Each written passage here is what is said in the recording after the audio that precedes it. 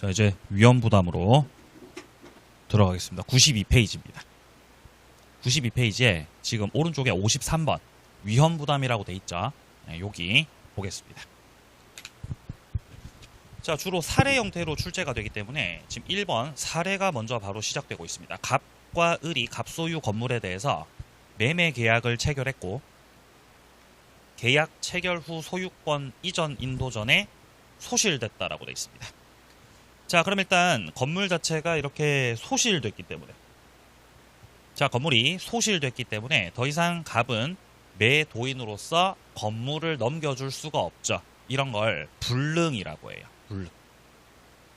근데 우리 이전에 계약 체결상 과실책임에서는 원시적 불능이었죠. 근데 여기 같은 경우는 계약 체결 후에 불능된 거죠. 이런 걸 후발적 불능이라고 그러고. 후발적 불능. 처음에 계약을 할 당시만 해도 갑은요. 자, 지금 현재 갑은 건물을 팔기로 했고, 건물을, 야, 나 건물 판다, 건물을 팔게. 그리고 을은 이 건물을 뭐 10억에 매수할게. 이렇게 둘이서 일단 매매 계약을 했던 거예요. 건물 팔고 10억에 사기로. 자, 근데 여기서 이제 계약 체결하고 나서 을이 일단 계약금하고 중도금하고 해서 4억을 지급했습니다.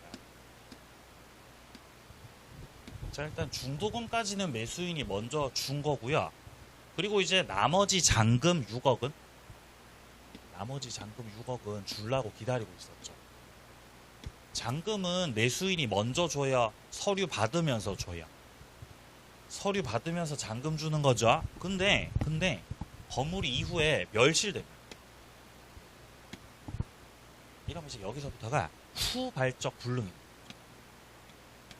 후발적으로 계약 체결 후에 뭔가 문제가 생겨서 불능 상태가 되고.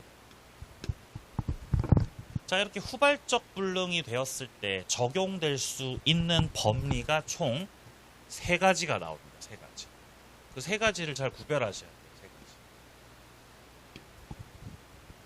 자, 일단 첫 번째로 먼저 갑을 이 위험부담에서의 후발적 불능에서의 갑을 채무자라고 해요.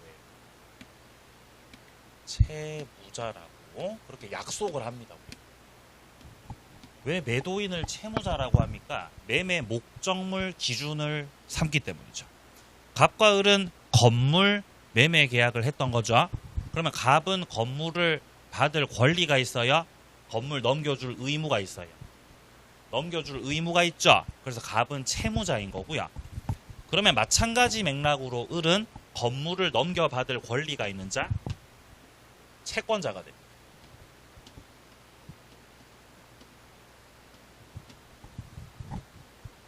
자, 근데 건물이 왜 부셔졌냐? 건물이 지진이 나서 부셔졌어. 그럼 지진 때문에 어쩔 수 없이 건물이 망가져 버린 거잖아요. 그럼 갑의 잘못도 아니고 을의 잘못도 아니죠. 그러면은 갑은 을한테 잔금 달라고 해야 돼요. 4억을 돌려줘야 돼요. 4억을 돌려줘야 된다. 그러니까 이거는 위험을 갑이 떠안게 된다는 거죠. 자, 그래서 갑과 을, 갑과 을이 있을 때 이 불능의 어떤 그 원인을 따져봤을 때 갑한테 어떤 잘못, 을에게 어떤 잘못. 그러니까 결론적으로 갑한테도 잘못은 없고 을한테도 잘못은 없다는 거예요. 그럼 결국 둘 다 잘못이 없는 거잖아요. 이때 적용되는 게 뭐냐? 채무자 위험부담주의. 채무자 위험부담주의가 적용.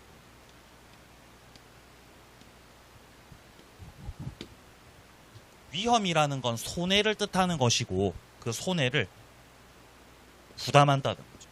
채무자가 위험을 부담한다는 뜻이에요. 근데 채무자는 갑을 말하는 거라고요. 을을 말하는 거라고요. 갑을 말하는 거죠. 그러니까 갑이 위험을 떠안게 되는 거죠. 건물은 부셔졌죠? 건물은 부셔졌잖아요. 근데 갑은 돈 받아요? 돈 못 받아요? 돈 못 받고 돈 다 돌려줘야 되죠, 오히려. 그러니까 그 손해는 갑이 떠안게 된 거예요. 왜냐면 지진이 일어났을 당시에 건물이 갑 거였어요, 을 거였어요? 건물 갑 거였죠? 그럼 갑이 그 손해를 부담하셔야 된다는 거죠. 지진이니까 어쩔 수 없잖아요. 하지만 그거를 을한테 부담시킬 수는 없다. 요게 이제 채권자, 채무자 위험 부담이 되겠습니다. 자, 근데 갑이 을한테 4억을 받았는데, 자, 계약금하고 중도금하고 해가지고 갑이 4억을 받았죠. 4억 받고 나서 을이 부탁을 하니까 갑이 건물을 먼저 넘겨줬어요. 그러니까 소유권부터 넘겼어요. 인도부터 먼저 시켰다고요. 인도부터 먼저 시킨 거예요. 을이 갑한테 부탁을 하는 거예요. 야, 내가 지금 개모임이 있어. 개모임을 해야 된단 말이야. 그래서 건물이 필요해. 근데 아직 잔금 날짜 일주일 남았죠? 근데 미리 좀 달라는 거지, 미리. 그래서 갑이 부탁을 들어주고 미리 건물을 넘겨준 거예요. 아직은 소유권 안 넘어갔는데 미리 넘겨주고. 근데 그 개모임의 인간들이 다 흡연자들이었다. 전원이 다 흡연자들이다 보니까 담배를 뻑뻑 피다가 화재가 나가지고 멸실됐다. 화재가. 그럼 이거는 그 목적물 소실의 어떤 그 과실을 따져봤을 때 지금 갑의 잘못이에요? 을 잘못이에요? 을 잘못이라는 거예요. 갑은 잘못이 없어요. 네가 젠장 개모임 해가지고 지금 망가진 거잖아. 이렇게 된 거죠. 그죠? 이때 적용되는 건 뭐냐? 채권자 위험 부담. 채권자 위험 부담주의. 이때 같은 경우는 갑이 계약금하고 중도금하고 받았던 거 갑이 돌려줘야 돼요? 잔금까지 달라고 해야 돼요? 잔금까지 달라고 해야 되는 거예요. 그래서 갑은 10억을 다 받아낼 수 있는 거예요. 건물을 누가 망가뜨렸으니까. 을이 망가뜨렸으니까. 그러면 고스란히 위험은 채권자인 을이 부담하게 되겠죠? 이게 채권자 위험 부담이라는 겁니다. 자, 일단 1번부터 보겠습니다. 위험 부담. 계약 당사자는 위험 부담에 관해서 민법에서 정해져 있는 규정과 다르게 정할 수도 있다. 즉 임의 규정이다. 자, 2번 달랑 내려갑니다. 위험 부담은 편무 계약에다가는 적용시키지 않는 거예요. 위험 부담은 편무 계약에 적용시켜야 쌍무 계약에 적용시켜야 쌍무 계약에 적용시킵니다. 3번 내려갑니다. 후발적 불능이고 당사자 쌍방에게 책임 없는 사유. 자, 걷다 줄 치세요. 당사자 쌍방에게 책임 없는 사유. 이게 뜻하는 바가 뭐냐면은 갑한테도 잘못이 없고 을한테도 잘못이 없고 그 말이잖아요. 그때 위험 부담이 적용되는 거야. 그 말이잖아요. 지금. 좀 더 구체적으로 표현하자면은 둘 다 잘못 없는 거니까 채무자 위험 부담주의, 채권자 위험 부담주의. 채무자 위험 부담주의가 되겠지야? 맞아요. 자, 밑으로 내려갑니다. 채무자 위험 부담주의입니다. 자, 우리 민법 같은 경우는 일단 기본적으로 위험 부담 중에서도 채무자 위험 부담주의를 일단 원칙으로 삼고 있습니다. 5번 소유권 이전 자체가 불가능이 됐기 때문에 후발적 불능 때문에 을은 더 이상 갑한테다가 소유권 넘겨 이전 청구를 못합니다.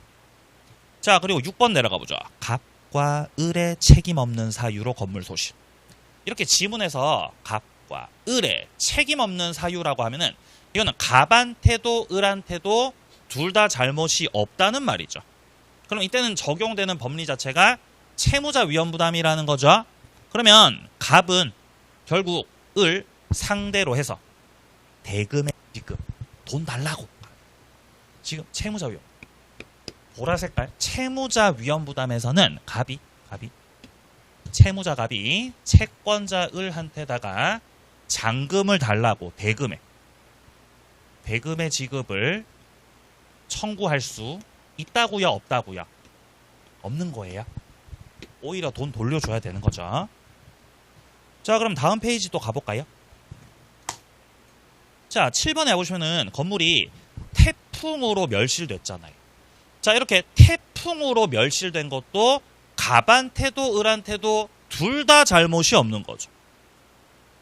그럼 결국 채무자 위험부담주의, 채권자 위험부담주의.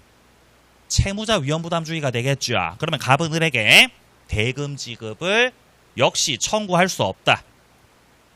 자, 8번입니다. 갑과 을의 책임 없는 사유로 건물 소실. 일단 채무자 위험부담주의. 갑은 계약금 받았던 거 자기가 가지면 돼요? 돌려줘야 돼요? 돌려줘야 돼요. 그러면 다시 말해서 을은 그 계약금을 달라고 할 수 있다는 말이죠. 지금 계약금 내놔라. 자, 그러면 이거를 또 바꿔서 말하면은 9번 건물이 자 태풍으로 멸실됐을 때, 즉 둘 다 잘못 없었을 때 갑은 받았던 계약금을 반환할 의무가 있다는 거죠. 계약금 돌려줘야 되는 의무가 있다는 거죠. 자, 근데 밑으로 내려가다 보면 이제 채권자 위험부담주의가 나옵니다. 자, 11번에 보시면은 을의 과실로 건물이 소실됐다.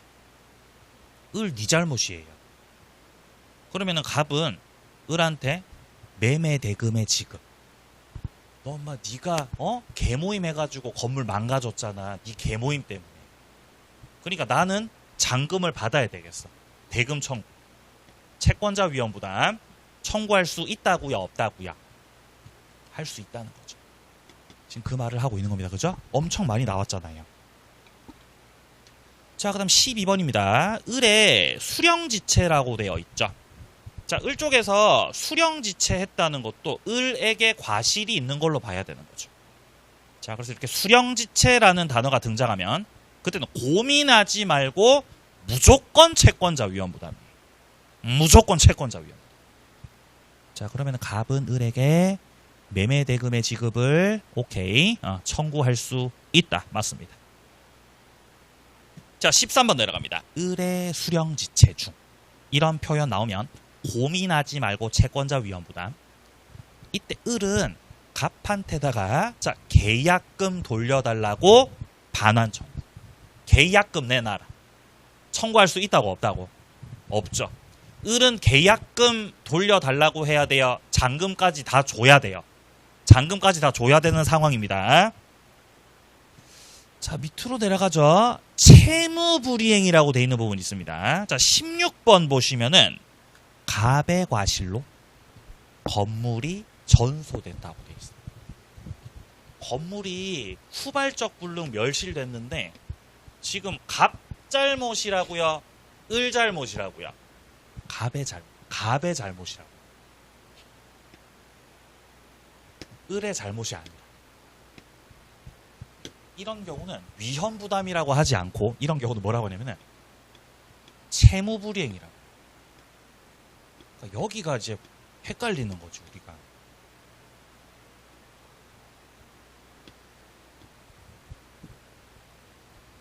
갑은 을하고 매매 계약을 했잖아요. 처음.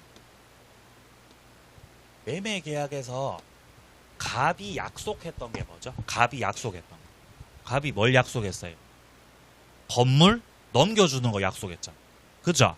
근데 그거를 네가 못 지키면, 그건 계약 위반이에요. 그건 계약 위반이에요. 그건 채무 불이행이라고 하는 거죠. 자, 요거는 자, 계약을 위반한 거.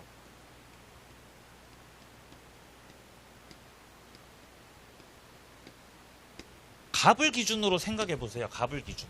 내가 건물을 넘겨주기로 했거든요. 근데 지진 때문에 건물 부셔졌어요.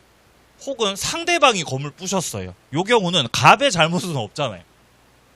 적어도 갑의 잘못은 없었던 경우라면 후발적 불능에서 적용되는 법리는 채무불이행이 아니라 위험부담. 만약에 갑 네 잘못으로 네가 계약을 못 지키면 그거는 채무불이행 되는 것이고요. 이렇게 후발적 불능은 경우의 수가 세 가지. 채무자 위험부담, 채권자 위험 부담, 채무 불이행. 그래서 세 가지를 섞어서 물어보는 거예요. 세 가지를 섞어가지고. 아시겠어요? 그래서 이런 것도 연습을 해야 된다는 거죠. 연습을. 연습을 뭘로 해야 돼요? 기출 문제로 해야 돼요. 아시겠어요? 그걸 오후에 한다고, 오후에 기출 문제로. 특강 때 한다고, 특강 때 기출 문제로. 자, 그래서 지금 채무 불이행이 되는 경우는, 채무 불이행이 되는 경우는, 야, 네가 지금 계약을 위반한 거잖아, 지금. 네가 계약 위반했네? 그러니까 여기에 대해서 을은 계약을 해제할 수 있어. 계약을 해제할 수 있다. 그리고 손해배상을 청구할 수 있다. 이렇게 정리가 되는 거죠. 그래서 이 경우의 수 세 가지를 외우셔야 된다는 거죠. 경우의 수 세 가지. 화이팅. 자, 그 다음에 이제 오른쪽 가셔가지고요. 2번 사례 보겠습니다. 2번 사례. 갑은 자기 소유 토지를 을에게 매도하였다. 근데 계약 체결 후 토지 전부가 수용돼 버렸다. 그래서 소유권 이전이 불가능하게 되었다. 일단 우리가 첫 번째 줄에서 파악할 수 있는 거는 갑이 토지를 을한테 팔기로 계약했던 거죠. 그러면 갑은 매도인, 을은 매수인이죠. 자, 그럼 바꿔 말해서 갑은 채무자, 을은 채권자인 겁니다. 근데 토지가 둘째 줄에 수용됐잖아요. 수용되면 갑은 땅을 이제 못 넘기는 거예요. 이게 바로 불능이죠. 불능. 수용됐다는 거. 그죠? 수용도 불능입니다.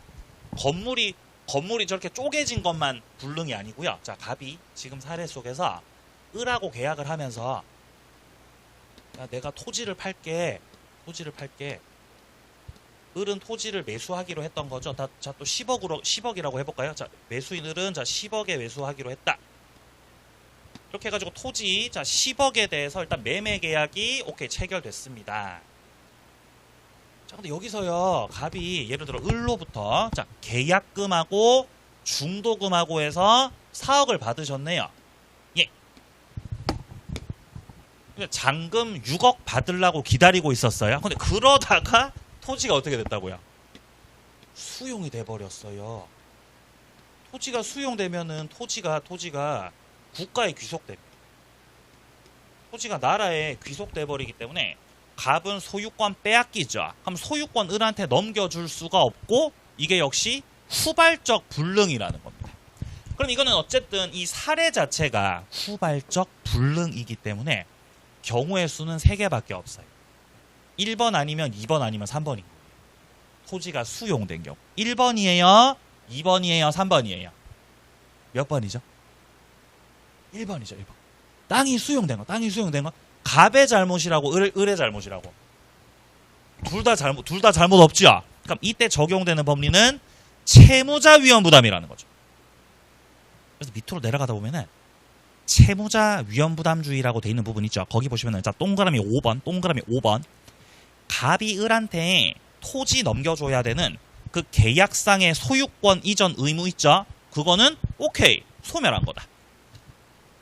6번입니다. 을은 특별한 사정이 없는 한은 갑한테다가 매매대금을 지급할 의무가 없죠. 을은 잔금을 줘야 돼요. 계약금 중도금 달라고 해야 돼요. 예, 계약금 중도금 달라고 해야 되죠. 거기 계속 나오죠. 7번 내려가 보죠.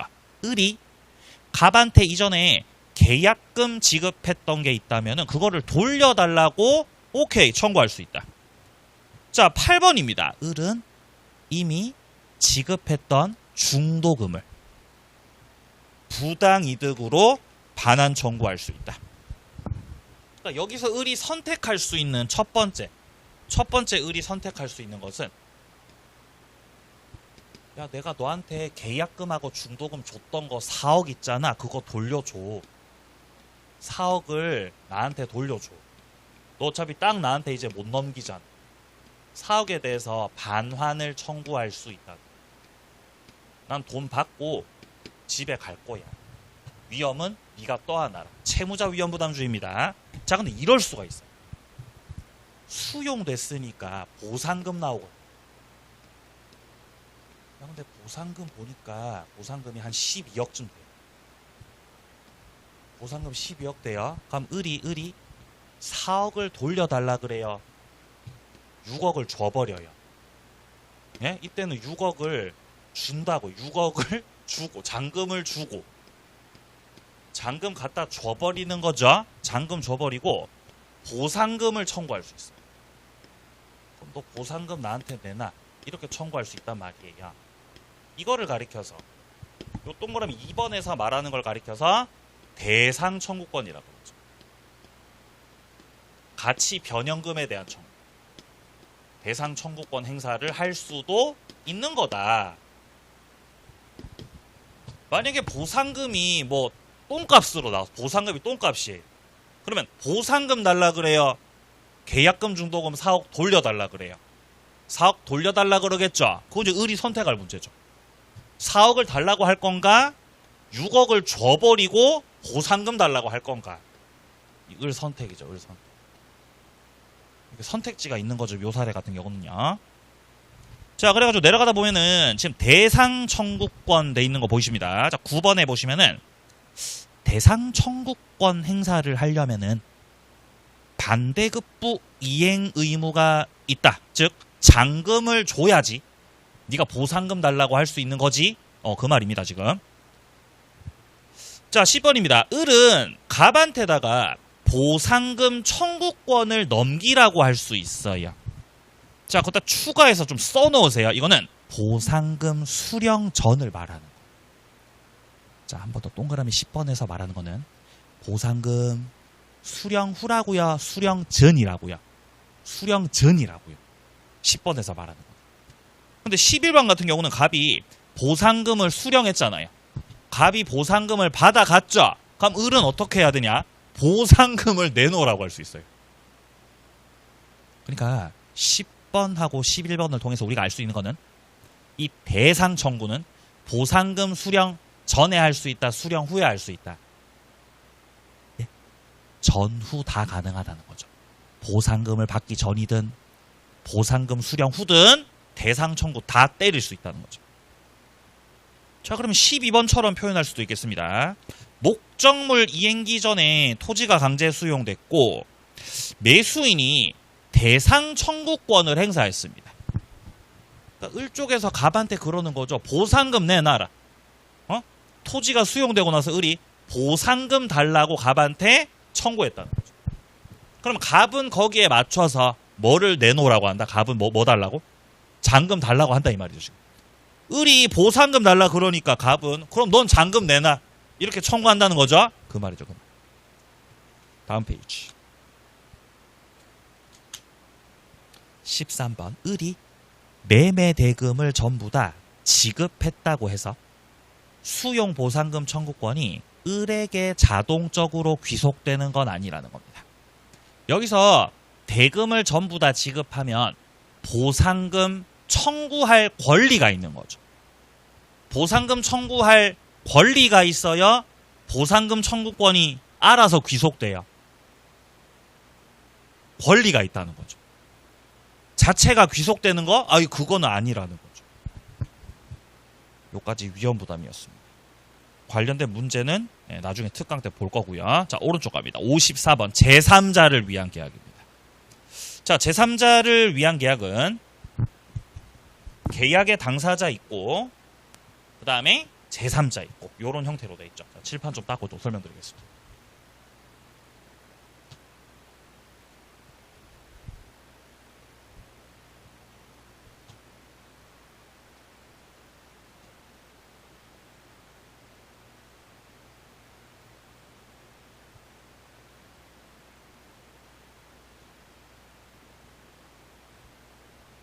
자, 이 계약은 형태가 어떻게 돼 있냐면 이런 형태로 돼 있어요.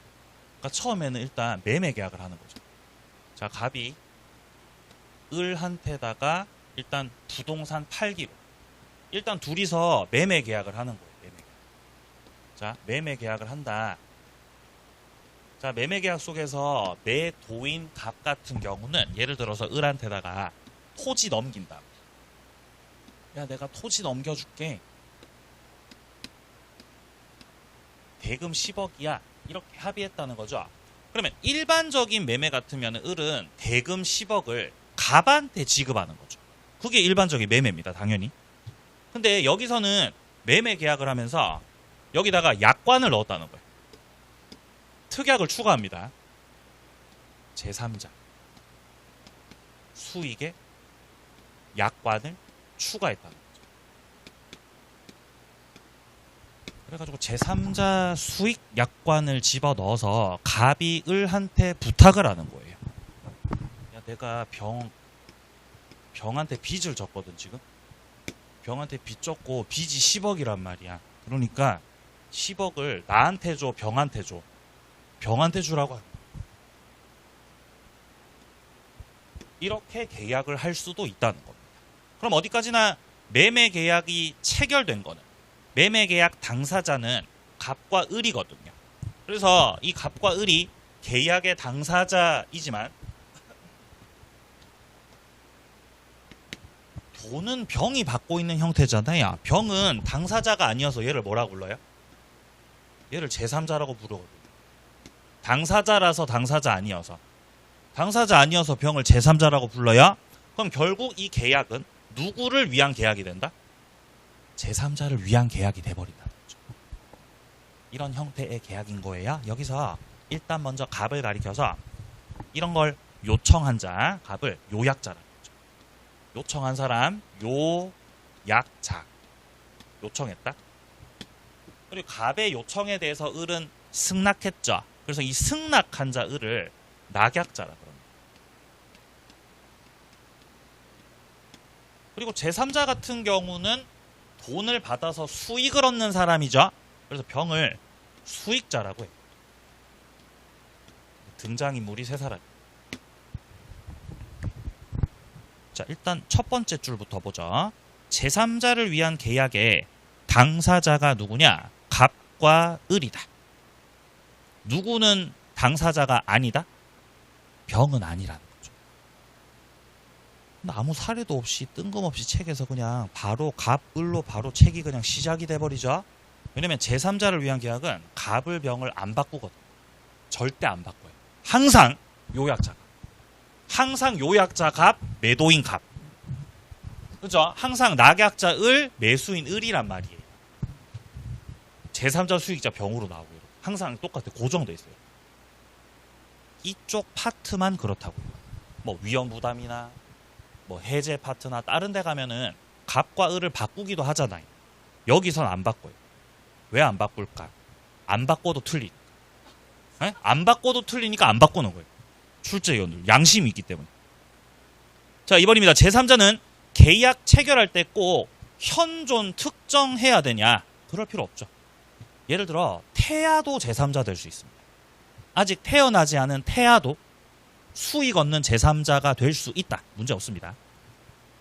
3번 만일 을이 병에 대해서 가진 채권 관련해 가지고 채무를 면제시켜주는 쪽으로 계약을 했다는 거예요. 채무를 뭐하는 쪽으로? 면제시켜주는 쪽.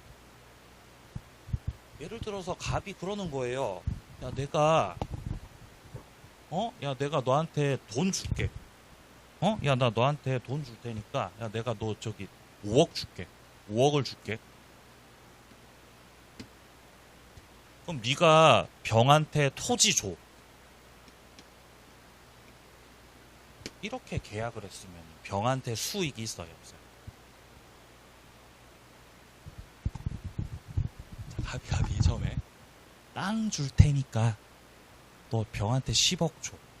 그럼 병한테 수익이 있어, 수익 없어? 수익 있죠. 그죠? 반대로 그러면은 야, 돈 줄 테니까 땅을 병한테 줘. 병한테 수익 있어, 없어? 수익 있는 거죠. 그러니까 돈 받는 것만 수익이에요? 물건 받는 것도 수익이에요? 물건 받는 것도 수익이라는 거죠. 예를 들어서 제가 이렇게 TV를 보고 있었단 말이에요. TV를 보고 있었어요. 근데 옆에서 엄마가 야, 저거 좀 사주라. 저거 좀 사주라. 뭘 사드릴까요? 하니까 TV에서 무슨 젠장 말도 안 되는 뭐 LED 마스크. 이상한 마스크를 팔고 있더라는. 효과 없다고 다 밝혀지고 그때 당시만 하더라도 이제 뭐 한창 유행이었으니까 당시만 하더라도 자꾸 사달라고 하잖아요. 그럼 예를 들어서 홈쇼핑에다가 결제를 하면 네? 홈쇼핑에다 자 100만 원 자 결제를 하면은 거기 그 회사에서 물건을 보내주잖아요. 이렇게. 예? 누구한테 물건 보내줘요? 엄마한테. 돈은 누가 내고요? 돈은 내가 내고. 그러니까 나하고 저 홈쇼핑 회사하고 계약을 했는데 물건은 누가 받아요? 물건은 엄마가 받는 거잖아요. 이렇게. 이것도 제3자 위한 계약이라고요. 그러니까 제3자가 돈 받는 것만 수익이 아니라 물건 받는 것도 수익 얻는 거라고요. 그것도 제3자 위한 계약이에요. 그럼 이건 어때요, 그러면? 야, 내가 토지를 줄게, 토지. 야, 내가 너한테 토지를 넘겨줄게. 그러니까 네가 병한테 받을 돈 있었는데 그 병의 채무를 면제시켜줘. 이거는 병한테 수익 있는 거 없는 거? 이것도 수익 있는 거예요. 이전부터 병이 을한테 이전부터 빚이 있었던 거지. 얼마의 빚이 있었다? 10억의 빚이 있었던 거죠. 그러니까 갑이 을한테 토지 넘겨주면서 병한테 10억을 주라고 부탁해요. 그 10억 빚을 면제시켜달라고 부탁해요. 면제시켜달라고 부탁하잖아요. 그럼 얘가 채무가 면제가 되잖아요. 채무가 면제되는 것도 병한테 수익이 있는 거다, 수익이 없는 거다. 그것도 수익이 있는 거죠. 그 말을 하고 있죠, 3번은 지금. 자, 지금 을이 병에 대해 가진 채권이 있었는데 그 채무를 면제시켜주는 계약을 했다고요. 야, 너 빚 채무 면제시켜줄게. 이것도 병한테 결국 수익이 있는 것이기 때문에 제3자를 위한 계약에 준하는 것으로 그렇게 볼 수 있다는 거죠. 자, 다음 페이지 가볼게요. 자, 95페이지 와보시면은 4번에서 먼저 제3자의 수익 표시 전이다 라고 나와 있습니다. 그리고 밑에 5번 같은 경우는 제3자 수익 표시 후가 나와 있습니다. 자, 일단 먼저 제3자를 위한 계약이 체결됩니다.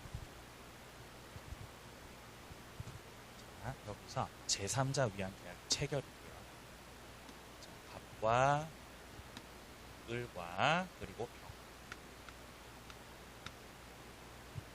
아까 전에 제가 제3자한테다가 돈을 갖다 주는 것도 부동산 주는 것도 채무 면제시켜 주는 것도 다 제3자 위한 계약에 해당된다 그랬죠. 근데 우리 시험에서 실제 이제 사례로 출제가 되거든요. 그 사례는 100% 다 돈 주는 거. 100% 물건 주는 거, 돈 주는 거. 100%. 이때까지 역대 35년 동안 100% 다 돈 주는 걸로 출제됐었다고. 아시겠어요? 그러니까 항상 제3자 위한 계약 문제가 나오면은 자, 갑 쪽에서는 자, 요약자 쪽에서는 뭐 예를 들어서 야, 내가 토지 넘겨줄게. 이렇게 약속을 하면서 을은 대금을 병한테 준다. 자, 10억을 병에게 준다. 이런 형태로 계약하는 걸로 나와요, 시험에서. 이렇게 일단 갑과 을이 매매 계약에서 정한 거죠. 제3자 수익 약관을 넣은 거죠. 그럼 여기서 제3자 병이 10억을 받을 수 있는 그 권리를 취득하려면은 반드시 낙약자한테다가 수익 표시를 하셔야 돼요. 수익을 얻겠다는 의사 표시를 하셔야 된다는 거죠. 그래가지고 수익 표시를 하면 이 제3자는 10억을 받을 수 있는 그 권리를 취득합니다.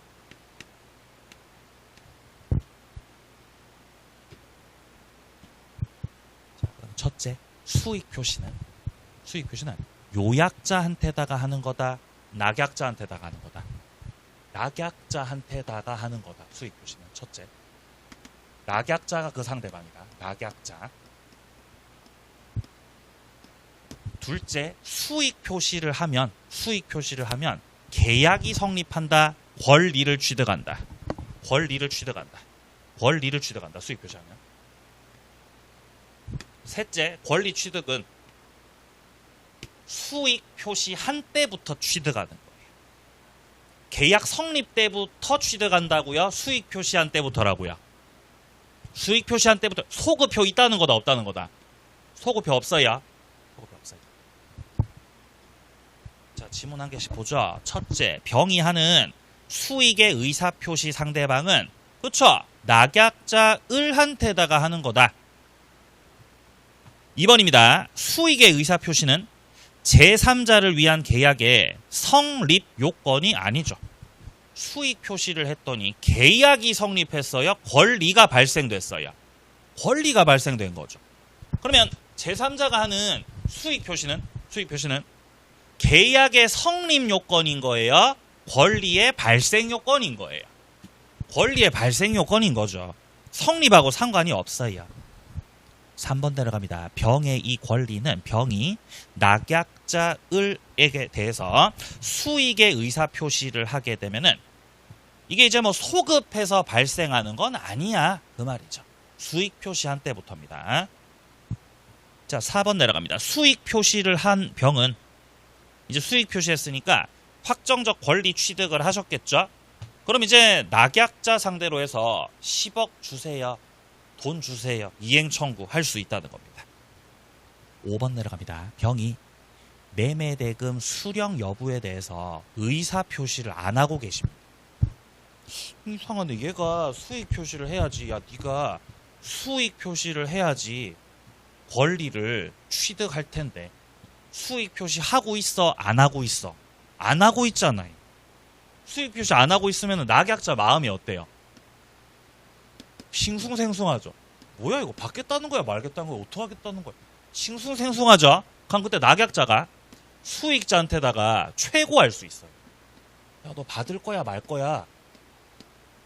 받을 거야 말 거야? 어떻게 할 거야? 최고를 할 수 있고, 최고를 했을 때 답을 하지 않는다는 건 수익 표시를 하겠다는 거다, 안 하겠다는 거다? 안 하겠다는 거죠. 그래서 5번에 병이 매매대금 수령 여부에 대해서 의사표시를 하지 않았고, 그럼 을은 궁금하니까 상당 기간을 정해서 병한테다가 계약 이익의 향수 여부 확답을 최고할 수 있다는 거지. 너 할 거야 말 거야 빨리 답장해, 이렇게 하는 거죠. 근데 6번 내려갑니다. 을이 상당한 기간을 정해서 병한테다가 수익 여부 확답을 최고하였으나 기간 내로 확답을 받지 못하셨군요. 답을 못 받으시네. 이러면은 병이 수익을 받겠다는 걸로 간주된다, 거절로 간주된다? 거절로 간주가 돼버리는 것입니다. 자, 이제 5번으로 내려가 보죠. 제3자가 이제 수익 표시를 하고 나면 어떻게 되냐는 거죠. 자, 동그라미 1번부터 병이 수익 표시를 하면은 일단 낙약자 을에 대해서 대금 지급 청구권을 확정적으로 취득하게 됩니다. 그럼 결국에 제3자가 수익 표시를 했고, 이 수익 표시를 함으로써 확정적인 권리 취득을 한 거거든요. 확정적인 권리 취득. 근데 자그마치 이 채권이 얼마짜리 채권이에요, 지금? 이거 10억짜리 채권입니다, 이거.